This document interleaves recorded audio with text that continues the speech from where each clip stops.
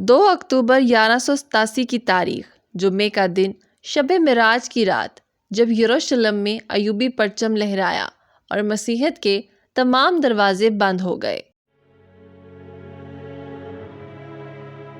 آخر کون تھی وہ ہستی جن کے منتظر آج بھی ہم ہیں؟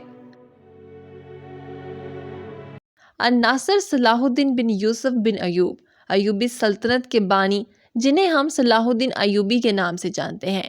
ایوبی سلطنت یا سلطنت الایوب گرد نسل کے مسلم خاندان کی حکومت تھی، جس نے 12ویں صدی اور 13ویں صدی میں مصر، شام، یمن، دیار، باکر، مکہ، حجاز اور شمالی عراق پر حکومت کی۔ سلطان صلاح الدین ایوبی تاریخ عالم کے عظیم ترین فاتحین اور حکمرانوں میں سے ایک ہیں۔ آپ 1138 ہجری کو عراق کے شہر تکرت میں پیدا ہوئے۔ آپ کے والد کا نام نجم الدین ایوب تھا، جو قلعہ تکرت کے حاکم تھے، لیکن عین اس موقع پر جب آپ کی پیدائش ہوئی تو آپ کے والد کو عہدے سے سبکدوش کر دیا گیا۔ صلاح الدین ایوبی کے دور میں شیخ عبد القادر جیلانی سے زیادہ کسی بھی عالم کا کوئی اثر رسوخ نہ تھا۔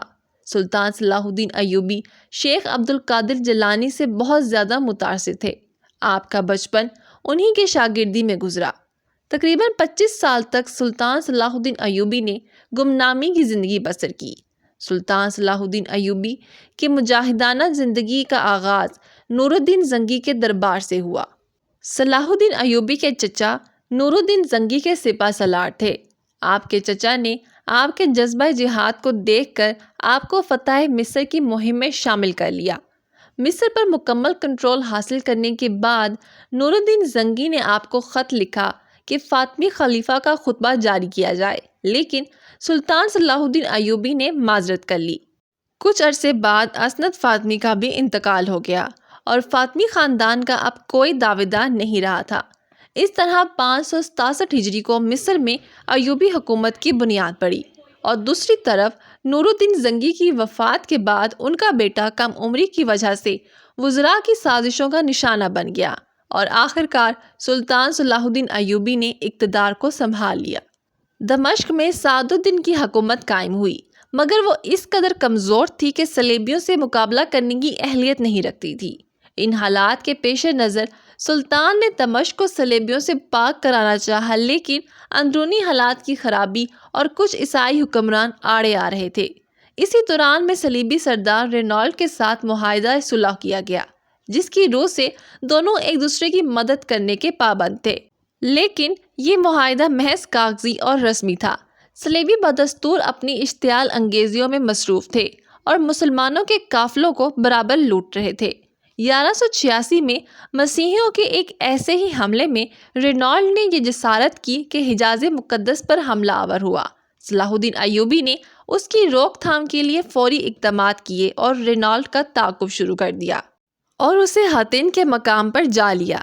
1187 کو حطین کے مقام پر تاریخ کی خوفناک جنگ کا آغاز ہوا۔ اس جنگ کے نتیجے میں 30,000 عیسائی ہلاک ہوئے اور اتنے ہی قیدی بنا لیے گئے۔ رینالڈ گرفتار ہوا اور سلطان نے اپنے ہاتھوں سے اس کا سر قلم کیا۔ دراصل رینالڈ نبی پاک صلی اللہ علیہ وآلہ وسلم کی شان میں برملا طور پر گستاخی کیا کرتا تھا، اور سلطان صلاح الدین ایوبی نے اسے اپنے ہاتھوں سے مارنے کی قسم کھائی ہوئی تھی۔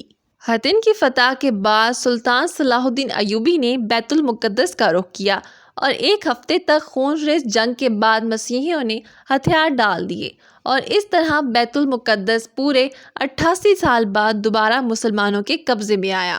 مسیح حکومت کا خاتمہ ہوا اور سلطان صلاح الدین ایوبی نے مسجد اقصی میں داخل ہونے کے بعد نور الدین زنگی کا تیار کردہ منبر اپنے ہاتھوں سے مسجد میں رکھا، اور اس طرح نور الدین زنگی کی خواہش بھی پوری ہو گئی۔ بیت المقدس 761 سال مسلسل مسلمانوں کے قبضے میں رہا، اور بالآخر 1948 میں امریکہ، برطانیہ اور فرانس کی سازش سے فلسطین کے علاقے میں یہودی سلطنت قائم ہوئی، اور بیت المقدس کا نصف حصہ یہودیوں کے قبضے میں چلا گیا۔ 1967 کی عرب اسرائیل جنگ میں بیت المقدس پر اسرائیل نے پورا قبضہ حاصل کر لیا، جو آج تک قائم ہے۔ 4 مارچ 1193 صلاح الدین ایوبی انتقال کر گئے۔ انہیں شام کے موجودہ دارالحکومت دمشق کی ایک مسجد امیہ کے نواح میں سپرد خاک کیا گیا۔ سلطان صلاح الدین ایوبی نے کل 20 سال حکومت کی۔ سلطان صلاح الدین ایوبی نہ صرف ایک بہادر انسان تھے بلکہ نہایت رحم دل شخصیت کے حامل تھے، اور اسی وجہ سے نہ صرف مسلمان بلکہ مسیح آج تک ان کی عزت کرتے ہیں۔